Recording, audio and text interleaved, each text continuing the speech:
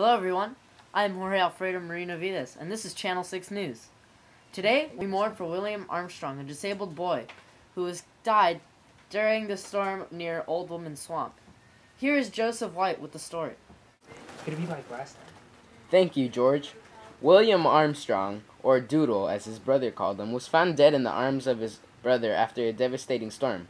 They were in Old Woman Swamp, practicing on how to row a boat when the big storm hit. They tried to run away, but as attempted to run, Doodle fell and was left behind by his older brother. As the storm passed, his brother finally noticed that Doodle was not following behind him. He went back, only to find him dead from a heart attack, which he didn't know at the time. This tragic story left the family devastated that their handicapped son, who had so far been accomplishing so much, finally died because of his weak heart. As we interviewed Williams' family, they said that before William died, there was a scarlet abyss in the yard earlier. This bird was apparently similar to Doodle, resembling in how both of them could not do what others could do, but yet they still pushed themselves to the limit and passed.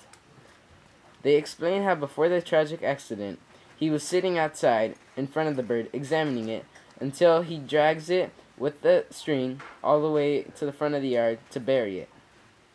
Doodle was handicapped and was not able to walk, fight, run, or swim, and do many other things that require strength.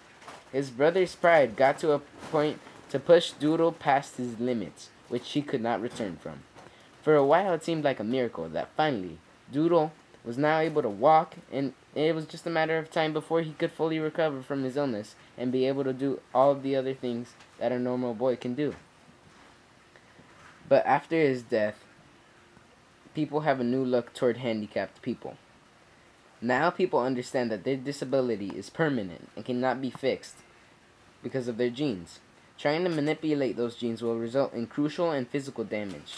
This is a lesson that all people must take good care of their handicapped siblings, children, and elders, and not to manipulate what you have and what they will stay with for the rest of their lives. Back to you, George. Thank you, Joey. Such tragic news, isn't it? The next story is about a young boy in Macomb County, Alabama. Here is Jacob Enriquez with the story. Thank you, George. Jeremy Finch, a young boy that grew up being affected by his genes, is now more experienced and mature than other boys his age. When we went to the Finch house, we interviewed Calpurnia about Jem, and she said, "Mr. Jem's growing up." These are signs of his genes in effect. Being easily tempered, or in Jem's case, keeping a cool head in serious situations, gives you a hint of what kind of genes he inherited that make him act with this kind of behavior. His father, Atticus Finch, is to thank for that. Like Atticus, Jem is able to solve problems by being patient, mature, and keeping a cool head. When we interviewed Scout Finch about Mr. Bob Yule attacking Jem and Scout, she said that while they were walking home, Jen was being suspicious about someone following them. Mr. Bob Yule was following them, waiting for a chance to attack. Thanks to Jem's genes, he knew how to act when he was in danger. Luckily, they were able to get to a tree where Mr. Arthur Radley was able to help when they needed it the most. Judging by these genes is what affected Jem the most. Back to you, George. Thank you, Jacob.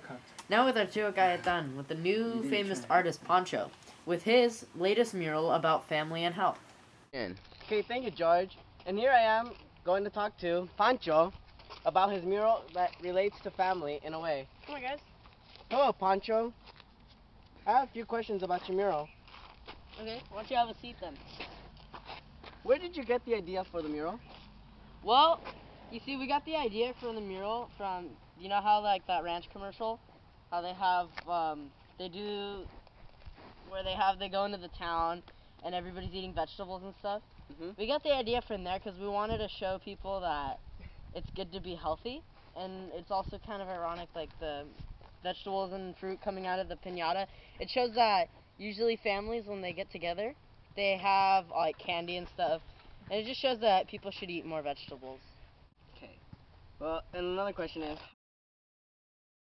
how does your mural relate to families? Well, my mural relates to families because families need to be healthy and stuff.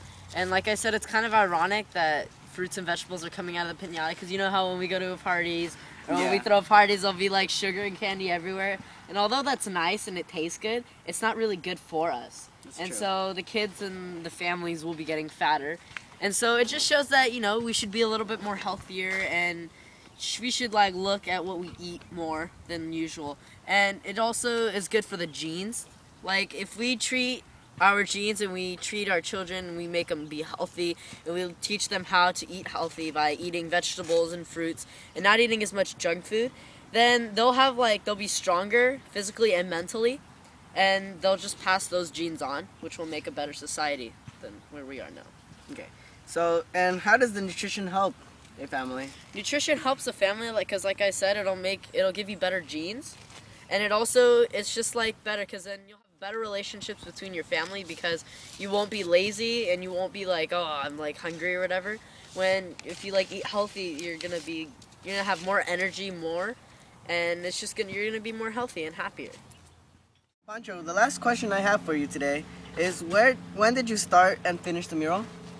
Well, we started the mural, what month is it this month? What's this month? We're in April. Yeah, we started it at the beginning of April, and the idea, like the actual of us thinking of the idea, it took like maybe a day or so until we actually figured out what we wanted to do. We wanted to focus on nutrition and health, and then like I said, we got inspired by the ranch commercial. I think it's the Hidden Valley Ranch, where they go into the Hidden Valley Ranch town. And so from there, we just decided, oh, well, there's a scene in there that's actually a piñata, and so that there's vegetables and stuff. So we're like, oh, we can do that, I guess. And we'll just make it so there's like a party, there's like a little town, there's a little city in the background, and the main thing that you'll be focusing on is the tree and the piñata.